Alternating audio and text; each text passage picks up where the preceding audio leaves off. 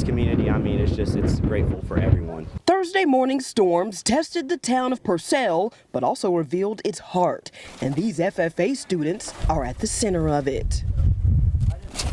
Oh, it just tells you like what the ag program's all about. It's so important, and a lot of people don't realize that, you know, the ag kids are the best kids that you'll ever come across. This is the neighborhood that was hit by the tornado. The home across the street from Jennifer's took the brunt of the damage.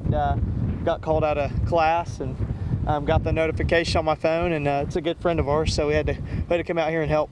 From blue jackets to work gloves, these FFA students traded textbooks for teamwork. Picking up all the stuff that the tornado hit. We just been going around over here picking up shingles and wood and everything that we can find. For Jennifer, who had minimal tornado damage to her home, says it's a reminder these students don't just grow crops, but compassion. I got one phone call, and the next thing I know, I have all these people here with all this help, so very grateful for it. I mean, I've known these people since I was in 4th grade, and I just try to help out the best I can with the ability. Megan Mosley, KOCO 5 News.